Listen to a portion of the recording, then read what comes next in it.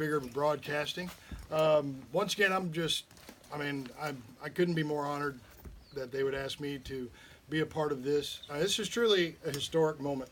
The Muscle Shoals Music Foundation has spent just over a year restoring this truly iconic studio. Some of the most famous and talented musicians that have ever walked the face of the earth have spent time in this very room and recorded some of the most famous songs that have inspired generation upon generation of people, including myself. And I'm very pleased to introduce to you today these gentlemen from my mother's hometown, by the way, Natchez, Mississippi. I've been super thrilled to drop that one because I was like, Natchez, Sibley. That's where my mother's from. Oh, cool. So when they said, "Hey, this band from Natchez, Mississippi is recording over at Muscle Shoals," and I was like, "From Natchez?" I mean, that was me. But please let me introduce to you Bishop Gunn. Immediately to my right, we have Drew, lead guitar player. Good to be here. Travis, Yes, sir. lead vocals. Byrne on drums. Right next to him, of course, the legendary David Hood. And Ben Lewis, the bass player of the band. All right, gentlemen, let's go ahead and break the ice with the number one question that probably every band on earth gets asked. What's in a name? Where does the story of Bishop Gunn begin, and how did you become Bishop Gunn? Well, so as another guitar player and myself from Natchez, we kind of gigged around and did like drums and guitar, no vocal kind of shows, just jamming blues stuff. And the guitar player had somehow locked us in on the biggest festival that Natchez has every year, the balloon races. And so we're sitting here, just drums and guitar, like, okay. So first of all, we need a singer and a band, and then probably a name, right? Those things might, help a little bit. So, we'd heard just so many people, you got to find Travis. You got to find Travis. He's a great singer.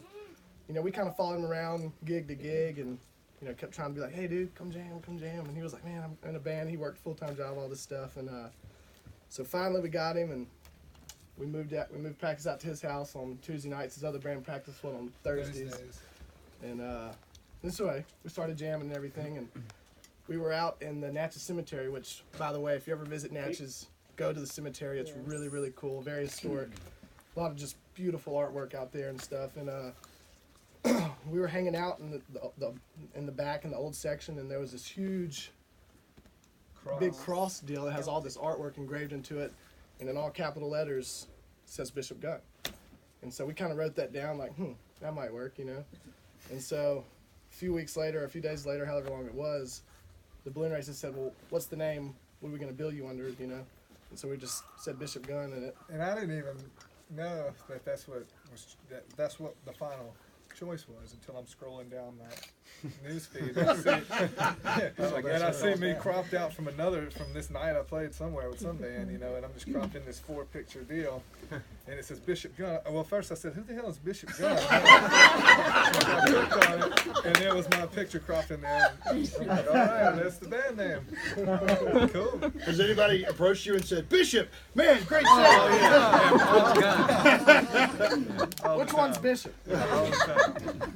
Well, let me ask you a question. Obviously, Muscle Shoals has more than earned its reputation as being like a musical mecca. All right, Memphis, Nashville, New York, Seattle, Los Angeles, Detroit, Atlanta.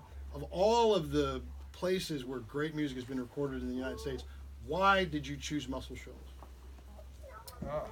Well, it's probably closest to our. Like everything that come out of here, I would say would be closest to the core of our sound. Yes. That we're real blues-based, southern rock, with a soul kind of twist to it, and that comes vocally very strong, And I mean, it's just like the one place where that has so much authenticity wrapped into one building. Like I don't know that there's anywhere out of all those places you just mentioned that has just that rich, that amount, So, and it's not too far from where we're staying. Yeah, it's right down the We're street. living outside here. An hour and a half down the street. Yeah, And not then, too- not too we're far. all influenced by all the music. We that came out of here. to hang out here during the construction, and David and Jimmy Johnson were here, and we had a little just hanging here. It didn't look like this quite yet. And we had a jam session, like a little acoustic session, and just planned on coming back. And then when we got with Mark, he had worked here previously, and he said that he wanted to come here as well. So our ideas combined, you know, we just threw it in the hat. So, well, now you guys were actually here a couple of years ago. You played Show Up in This Area. Is that right? The WC Handy, Yeah. 2 years ago. Yeah, with the fiddle that's when we, rounds, yeah, so, that's yeah. when we came. That's when we came and hung out here. And that was when this connection was made. Was that when the spark, the spark of an idea, someone said, "Hey, let's record here." Here, yeah, because that's when we found out it was possible, and that it was going to be possible. I mean, of course, you knew about the place and it was a dream place to record, but then seeing it come into reality and availability, you know, we jumped on it. When did you guys actually record Shine? I mean, when did that happen? That happened in July. Yeah, this previous. It was right after the ribbon cutting we were Yeah. in here. Really? We were part of that whole amazing thing. directly. It was during. Yeah, the and ribbon- then- yeah, I mean that and was then on the we're- first day we were here. We were Ribbon kind of cutting. cutting in between tours. Be like, all right, let's get an idea down. There's a tour coming. in And then a 30 tour minutes," group would you walk know. through. And they'd All like, right, stop. Hang. Don't see me. Right. But most of the time, I mean, we were working till 3 in the morning Oh, at really? night. You know, when the studio closed. How many songs did you cut here? 7. In this studio? Yeah, we did 4. 4's on the album, but we have 3 just kind of hiding. Be on the lookout. Yeah. tucked away. Tucked Well, tell us about Shine. Okay, you guys write your own original music. Who did you all write Shine, or did one of you? Sean write? was a solo. See, there's Ben's got the B side, Devil is a Woman. That's a Ben solo, right? Yeah. Shine was one of my solo rights, and throughout the album that's going to be coming out May 4th, most of them, the rest of them, other than 3 co-writes, are also solos. I did 3 on the album that are co-writes, and 1 cover. The Jimmy Reed tune, Baby What You Want Me to Do. We cut that here. But, so. but I wrote, I wrote Shine. That was the first one I wrote when me and Byrne moved up to Leapers Fork, not this past November, the one before. That was the first song you sent me. Yeah, so we had previous Bishop Gunn with another guitar player and another bass player, and that was no more. So me and Byrne moved up here, and we didn't know what we were gonna do. We were kind of starting like I didn't know if I was writing, just I had to have songs, no matter whatever we were gonna figure out if we were gonna go on with Bishop Gunn and make replacements, or him just play with me on a solo project or whatever. And then so I wrote Shine, which was here we are, no band, just asking for attention in Nashville, you know, and then surrounding areas. And I'm sitting there just not knowing the hell I'm gonna do, so I'm just writing what's like an SOS, like shine that light on me, I'll tell you my story, you know, like throw some attention and we'll figure something out to give you, you know. And then that's the first thing I sent to Drew when we picked him up in Nashville. That was I like asked a him month to come, after. asked him if he wanted to come and start playing on some demos and maybe go from there. And I sent him that song, and he came over to our farmhouse, and we have a little studio in one of the rooms, and we did a demo. And Got real lost on the way there. He thought we were messing with he him. got too. so lost on the way there, and it took him to another address of the same, but in a different Y'all messing with me? town. And he calls and he says, "Are y'all messing with me?" Oh, And you we're can hear it. He got was him on listening to us. speakerphone, and we're laughing our I mean, asses this off. place is in the middle of nowhere. It's gorgeous. It's a beautiful country. And now, you know, me and my So- wife live out there now, down the street. Sean, so to answer your question, yeah, that's where Sean was, and Sean was me asking him, "Hey man, shine that light on me, you know, let's put something together and to present, you know." Now, since you guys have been here working, you guys have actually also recorded some over at Fame Studios, is that correct? We did one tune there. You have one song over there? That's on the new record. And so it's Be on the record. It's May 4th. Yeah. and that's May 4th. All right. So, well, since you've had an opportunity to record in 2 truly iconic music locations, was there ever at any time just a true wow moment for? I mean, just apart from I'm recording in Muscle Shoals Sound or I'm recording in Fame, was there ever a moment where you guys were just like, wow? I can think tell the you whole one, time. What do y'all wanna? I'll take that one. That Jimmy Reed tune, "Baby What You Want Me to Do," we were working on that, and it the idea came up to do that. It was On the kind of a spot. second, it was kind of something we had talked about, a different tune, and then somebody mentioned that. I was like, well, let's see what we can do with that, and so we kind of fiddled through it a little bit, and Mark was kind of wandering through listening to us, and I'm not sure if he kind of just mouthed something or if Drew came up with the lick for the Yeah, song none or of us really something. know It how was just that kind of a song happened. combination. It's like we all got possessed. And then all of a sudden, it was kind of, we were getting frustrated, really. It was like, This was in kinda- between a tour. We're all sitting on the floor over there. yeah, it wasn't really getting anywhere. It was kind of like frustrating, and we took a little break and came back, and then somebody hit the lick, and everybody said, "Oh, there it is."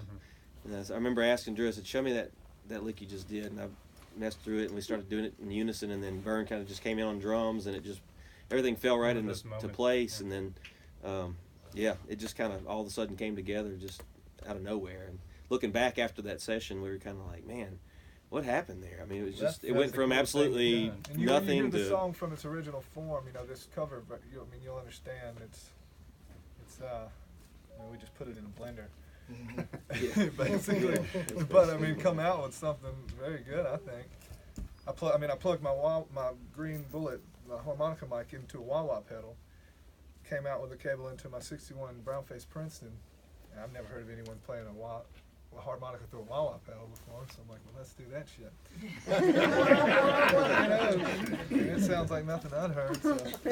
Well, I don't want to leave David Hood out. David is a good friend and a truly remarkable session musician. You had a chance to kind of see this whole thing play out. Yeah, I guess Aubrey Preston introduced me to the guys. And we did sit around here and eat takeout food when it was still under construction. But then I went to see them when they played with the Fiddleworms, and they were great. What a great sound! I was very impressed. And kind of coincidental, the first 45 RPM record I ever bought was "Baby, What You Want Me to Do." Oh, Jimmy wow. Reed's. Wow. Yeah, there we go. There we go. Wow. But I've been enjoying watching them. I was going to come hang when they were recording, and I got something. I forgot now what I got sick and didn't get No, to you come. had a dog or something to go to the vet. Something. Maybe that's what it was. I thought it was me. I need to go to the vet. But I've really enjoyed watching them make their progress, and we're really happy that they, one of the first ones to record here, Mark, the producer, produced the Black Keys Brothers album here, and that was one of the last things before the place shut down to go under construction or reconstruction, and to have them come in next, great. I think it's good karma. Well, Very good. that leads me to another question. You are so very active in the preservation as much as the restoration of like the studio and just the musical legacy of the Shoals.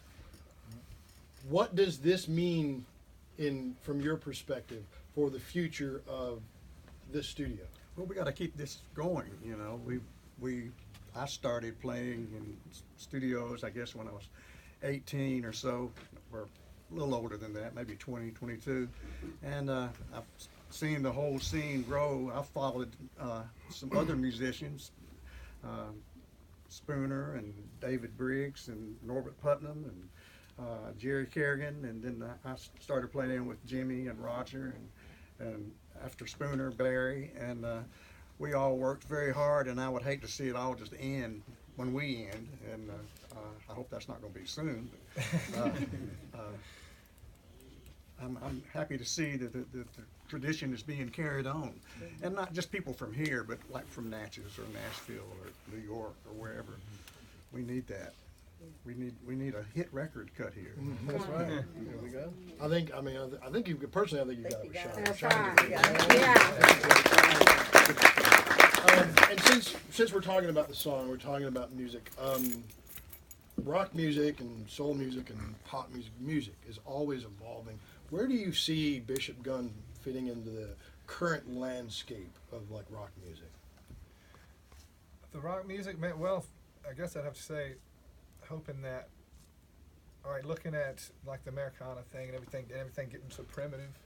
It's like I hope to see it as a start of everything went so primitive and real acoustic was real big in the last 10 years and everything, and it's like slowly building up from there into plugging in the electric guitar again, and now and going from there. So it's like I hope to see it like it's cycled back around, like like somebody turned the lights out and then now we're discovering electricity again. It's just like, and you see like these rock bands coming out and they're working and everybody seems to like the revival of it. So it's like it just got flipped, I think, and everybody went primitive was the cool, and now we're just getting a little more tinkering around with other items, and rock and roll worked before in that process, you know. So Who are you listening to? Like right now? I mean, when you guys are just like, when you put your instruments down and you're schooling, who are you listening to? old stuff. Mostly, man, I don't know. I don't know why I don't listen to a lot of modern.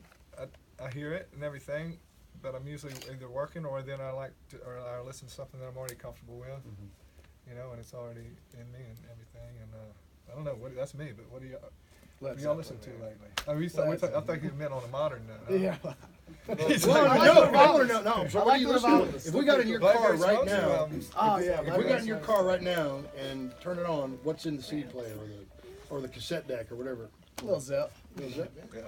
I But got Blackberry Miles Smoke's Davis good. in my, Yeah, my own. my CD player. It'd probably be if I still use CDs much. If you turned my phone on and went to Pandora or something like that, it'd be like Otis Redding or it might be Pearl Jam. Or, Absolutely. you know, it's just I like how I output just passion-driven vocals. You know, whether it be Chris Cornell or Wilson Pickett. Yeah. Just something, just somebody just giving it their all and just grinding the gears, man. You know? Absolutely. All right, so next week you guys are in Miami. You guys are playing the 9th annual Kid Rock Chillin' the Most Cruise. Yeah. All right. Yeah. I think you've got like your cap on is like I think part I'm of getting that. ready, man. Tomorrow, Monday. Yeah, we fly flying out. Yeah. So. So, well, what have been some of the highlights of your tour over the last year or so?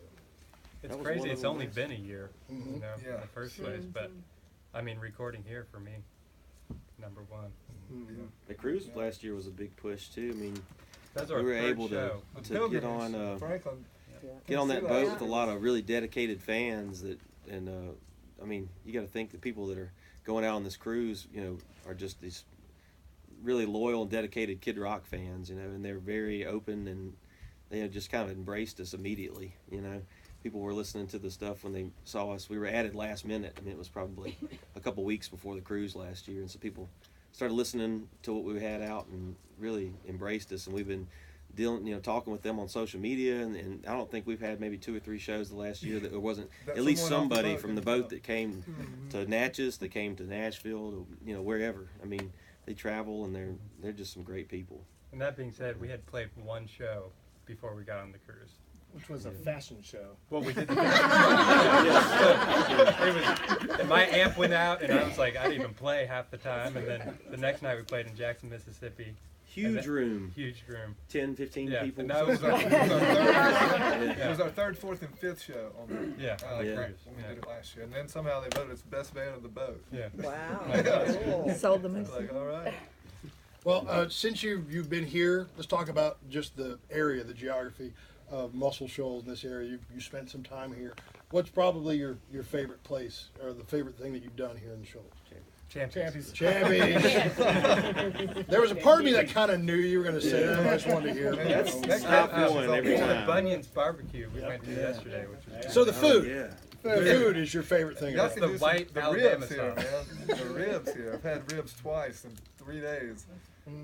Two different And places. one was a both- rub, and it's like that's the best damn rub ribs I've ever had. The other was sauce. I'm like, oh, hey, that's the best sauce. And these cats are from Mississippi. The food there, trust me, my mama raised me on that. I know how good that food is. All right. Okay, so you recorded 7 tracks here. You said there are 4 on the album. You're holding some back. You've got the one that you recorded over at Fame.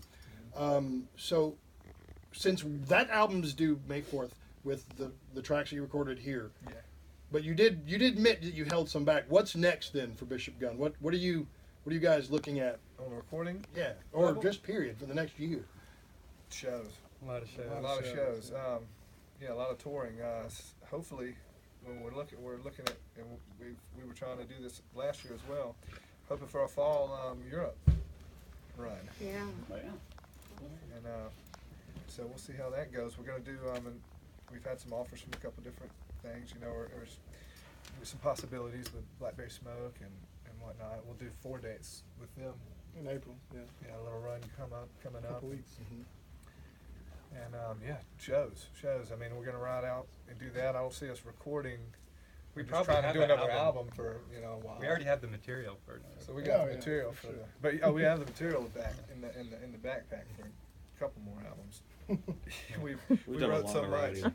We wrote Just so good. damn much in the last year, man. We just we're stockpiled in that. The bigger problem is trying to figure out how to, you know, how to line it up in the best form. You know, just like you would a song, just making a ride out of your album. You know, with this song should be by this one. It kind of, you know, because it flows into this and it makes sense that way. And so that was the biggest problem on this album was arguing on the order. We went through about 4,700 different variations of what We the got sound songs, man. The order is the tough part. But yeah, touring, man. That's where we go from here. We got the brochure. You guys have Pass like around the album. You know, that's you have like go a listen to bucket this list. and learn the songs and come sing them location. with us. You know. Do you have like a like I want to play this city, this venue? Do you have like one of those? Definitely Europe, I think. Red Yeah. Rocks. I want to do Red Rocks. See, Red I love Rock. Red Rock. The Ryman. Yeah. Rhyme. Rhyme. Yeah. The Bridgestone. Take it to the top. David, Yes, sir. so you're proud of this, guys? You're proud of the work Yeah. that these guys What have I done? really like about these guys, Fletch, is they can play. Yeah. They can play their Yeah. instruments. I've seen a decline in musicianship in the last few years. Maybe it's because of Pro Tools or whatever reason. And I see these guys can really play. Is there And, anything that stands out about their playing to you? well, I like the southern touch to it, I think. But that's just, I like anything that's R&B flavored. Yep. But I think they got it. They got it. That Their means the soul world, shines. David. Yeah. That's awesome. Yeah. Thank you. Ladies and gentlemen, Bishop Gunn. Yeah. I want to take a couple minutes to entertain any questions from our studio audience. If there's anybody here that has any questions for the band or for David, please, just throw your hand up. And anybody any questions at all? Can I ask David a question? Sure, please ask David a question. One Dwayne Allman story. Oh, gosh. Well, I don't know if I can. Let me think. I'll try to think of a good one. Dwayne Allman was a guy who would give you anything. You know, he's a great player, for one thing, really fantastic musician. And when I was just starting out, when I met him, and we were all just starting out, and we just didn't realize how good he was. And then it was all of a sudden it's over. You know, he died so young. But he didn't mind giving you anything he had, but he also didn't mind taking anything you had. We were recording in Miami, where you will be soon, and we were recording, I believe we were recording Aretha Franklin. I'm not sure. It was either Aretha or Wilson Pickett, and Jerry Wexler was the producer. And Was that the Wait, It Ain't Fair? The Girls in Love with You I'm not record? sure what songs we recorded, but when the session was over, Dwayne goes up to Jerry Wexler and says, "Hey man, can I borrow your car?" And he let him borrow his car, and it was one of these 4-seat Thunderbirds, like a 58, Right. something like that. After they went from the 2-seater to the 4-seater, but I just couldn't believe that he could borrow. He just asked, "Hey, can I borrow your car?" And Jerry let him take it. And we went out into Coconut Grove, which was kind of a hippie area, I guess, or at that time, maybe not hippie, but we were out looking for some illegal substances. and we stopped at a house where we think we're going to get this, and it's the wrong house. And so we all jump back in the car, and the car won't start. Wexler's borrowed Thunderbird, and the car won't start. And we started trying to figure out a way to get back, get his car back to him safely. And we had a friend who lived down there that brought a tow truck, and we could see the friend coming down the street, and we could see the tow truck, and then we could see a police car behind the tow truck, and we all thought, "Oh no!" We read headlines of us all being put in jail or something, and not getting finished with Aretha. But that was Dwayne. He would get you into things. Cool. And a wonderful player. Was there a cop?